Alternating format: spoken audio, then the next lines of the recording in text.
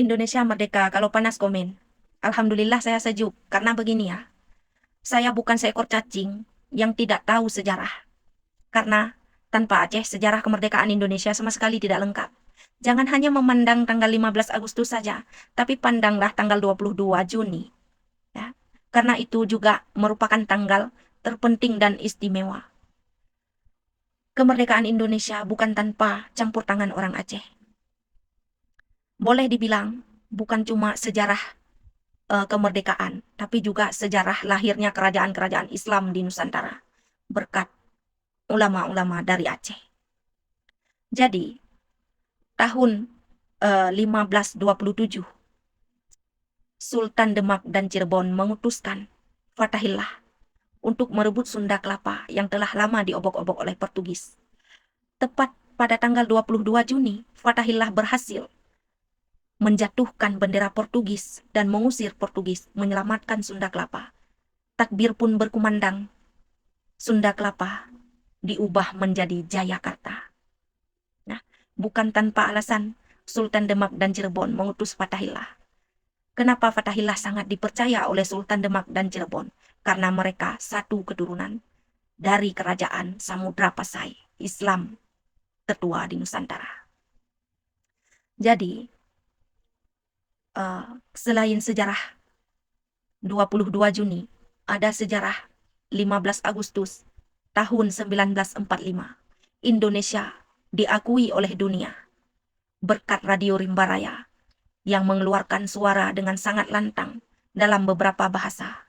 Lebih kurang bunyinya begini ya. Indonesia masih ada, Republik Indonesia masih ada.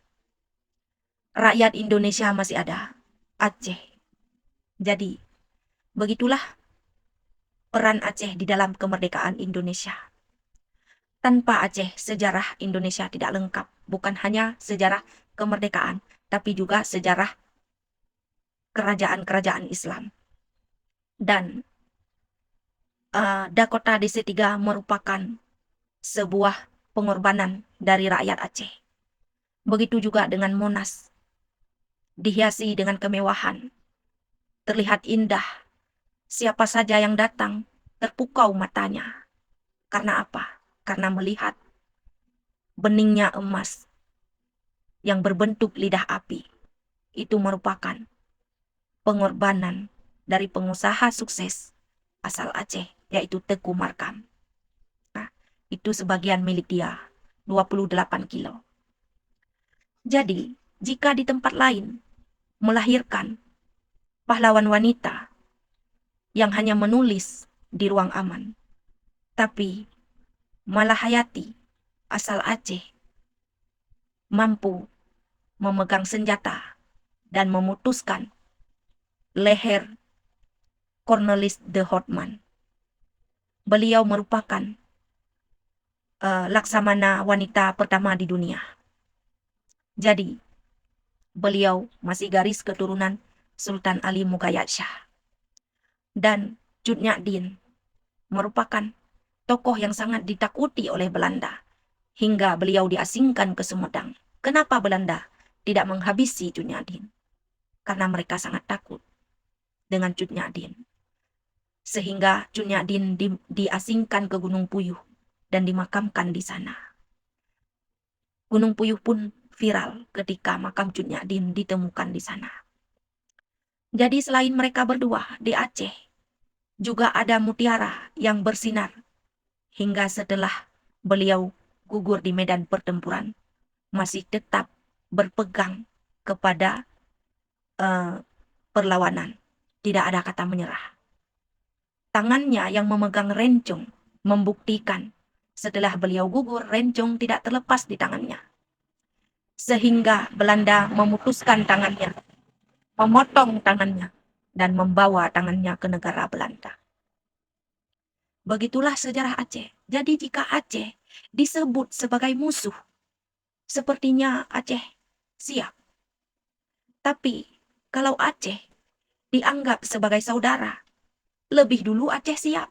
Banyak wilayah lain yang dilebur secara paksa, tapi Aceh dengan sukarela menjalin hubungan persaudaraan. Karena kita memang sudah disatukan semenjak Maulana Malik Ibrahim. Ya. Jadi Aceh adalah pelopor dan penopang ekonomi nasional. Jika di tempat lain ada Tuanku Imam Bonjol, maka di Aceh ada